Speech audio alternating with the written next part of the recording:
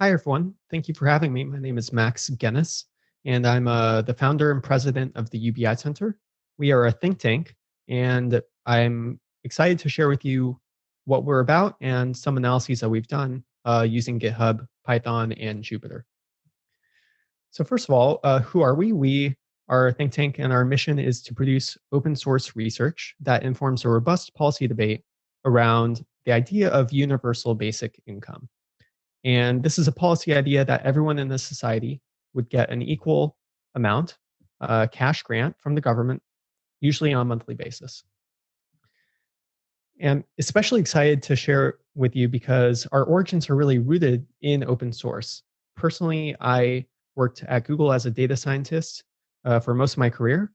And throughout that time, I became increasingly interested in economics, economic policy, poverty, and how policies like UBI could improve situations like poverty and inequality.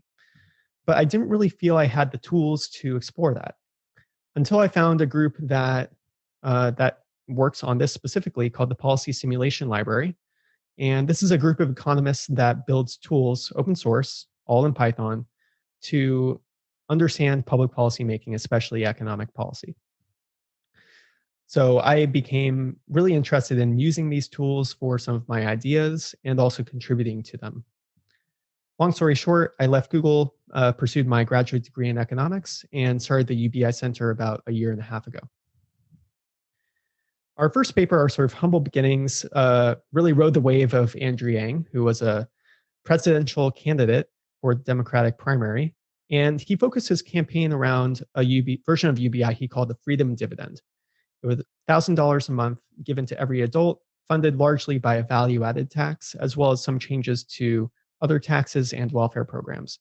So we did the only distributional analysis out there of this policy, showing that it is, in fact, quite progressive, with the bottom decile over doubling their income and the top decile losing out. Now we have researchers all over the world looking at UBI from a variety of angles in the US, Canada, Australia, the UK, and Pakistan. Obviously, open sources enable this kind of collaboration, which has been really fruitful and exciting. A few of the projects I'll talk about today include simulating a child allowance across US states. So this is basically a UBI for kids, as well as comparing the $600 per week emergency unemployment benefits. This was part of the pandemic relief package in the US, to a budget neutral UBI. And finally, some dynamic macroeconomic modeling of UBI. So first on child allowances, I think the background here that's pretty important is that research has been very consistent, showing that child poverty has really deleterious effects on a variety of outcomes: educational attainment, lifetime earnings, health, both even child mortality, as well as long-term life expectancy. So a lot of countries, especially in Europe, have enacted a child allowance. So for example, Finland and Ireland give every parent a monthly stipend every month for every child that they have. And it has bipartisan appeal in the US because on the conservative side, they like the family focus. On the liberal side, it's more about reducing child poverty. And it's been actually a part of the Democrats' HEROES Act, which is the round 2 version of the COVID-19 recovery after the CARES Act. So what we've done is we've simulated different levels of child allowances. Here I'll show you a deficit-funded version where we also have some tax-funded versions, and it's pretty much the same story. So for example, California today has the highest child poverty rate in the country, 21%. And you can see how as you implement a child allowance, the child poverty rate continues to fall. So for example, at $300 per month, it has fallen to 10.5%. It's been cut in half. And if you have $500 per month child allowance, child poverty falls by 2/3 to 7%. We also have a tool where you can select any given state, so the US or any other state, and it shows the child poverty rate as a function of the child allowance as well as the overall poverty rate.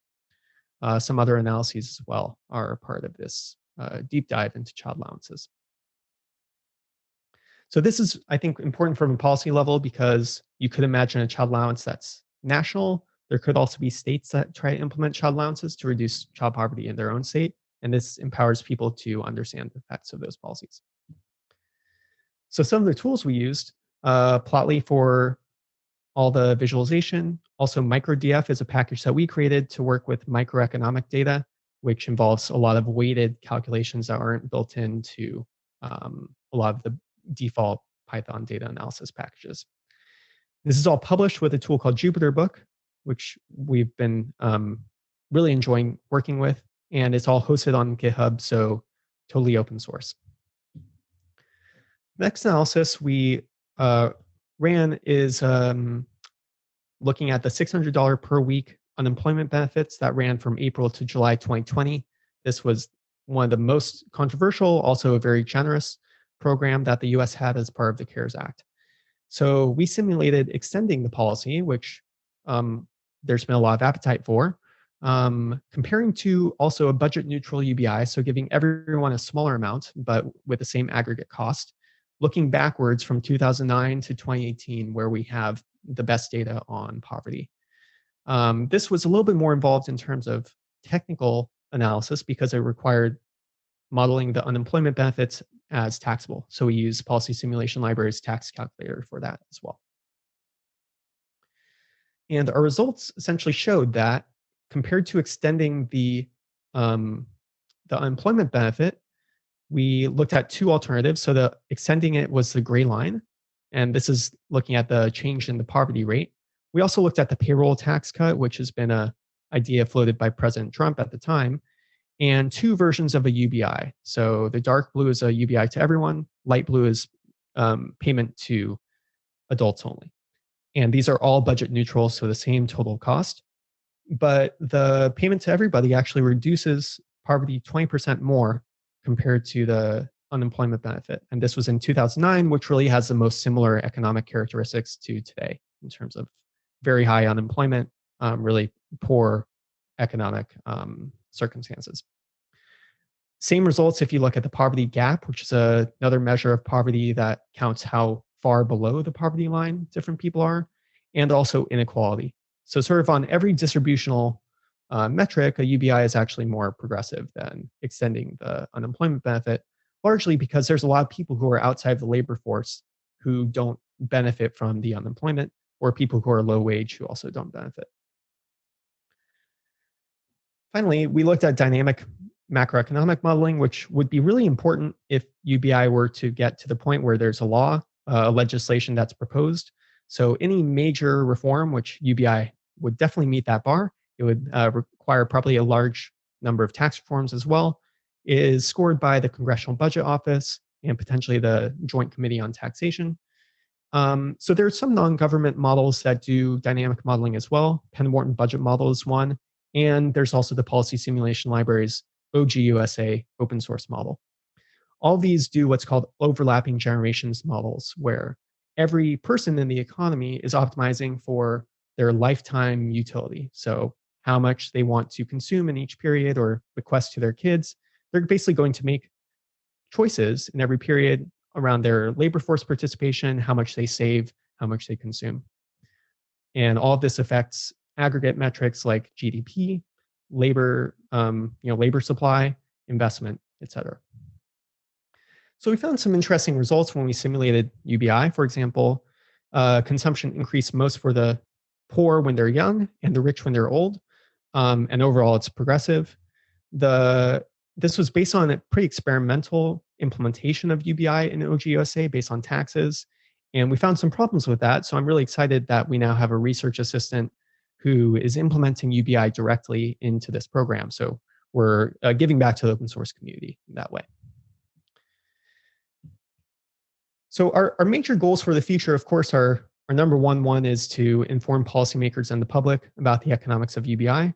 But not too far behind that, we really want to build and contribute to open source economics tools. So contributing to groups like the Policy Simulation Library, as well as our own tools like MicroDF, and to demonstrate how open source can improve policy analysis so that other think tanks or maybe new think tanks like ours can consider the approach too.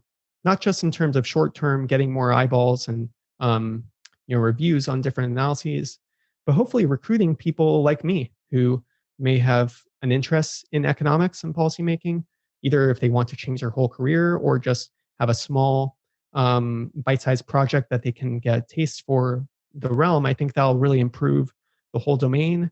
It'll improve open source and ultimately the public who are most affected by our public policy. So with that, thank you very much, and I look forward to your questions.